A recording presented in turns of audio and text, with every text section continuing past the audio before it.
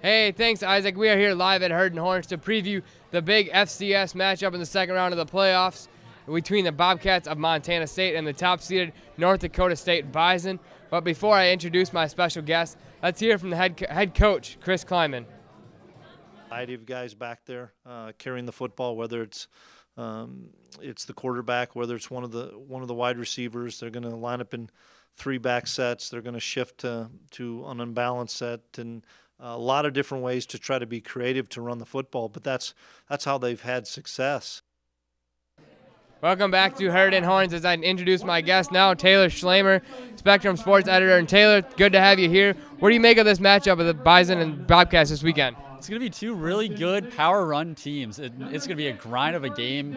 Both these teams can run the ball on the ground. Troy Anderson, the quarterback of Montana State, 87 yards and a touchdown on the ground last week against Incarnate Word. He's almost Chris Streveler-esque, the former South Dakota quarterback, wants to get to the edge, wants to run the ball, and is quite good at it. A converted linebacker, so he'll be putting his shoulder down for sure. You mentioned him getting the quarterback for the Bobcats getting Chris Streveler-like comparisons right now, and the Bison were able to control Streveler. So are they able to control Anderson like they have been in Streveler in the past? You got to feel like that's going to be the case, and that's where Incarnate Word had a couple of really good defensive ends, but not quite up to the same level as the Bison. And the Bison also have a really good linebacking core. You have Jabril Cox, and that guy is just fast. He will be chasing down everyone in sight. And you also have guys like Robbie Grimsley crashing down from his safety position, get down in the box and make some tackles. What do you make? What's the biggest X factor to you coming into this game for the Bison? It's going to be that Bison passing attack, and this is something the Bison haven't had to do much this season, but Stick has been incredibly efficient.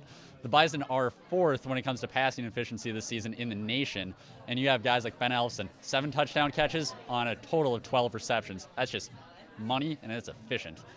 Talking about Ellison, he's like Stick's go-to guy as a tight end group. What do you make of Darius Shepard? Do they put a linebacker on him, or how are they going to cover him? You got to throw a corner on him because he is just that good, and it doesn't matter who really you put on him. Darius has been able to make some big plays all season long.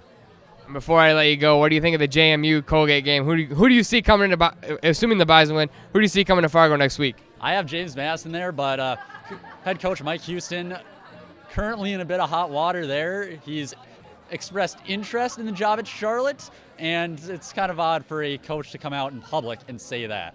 All right, well, thank you, Taylor. Thanks again to Herd and Horns for letting us come here to do our live shot. Back to you in the studio.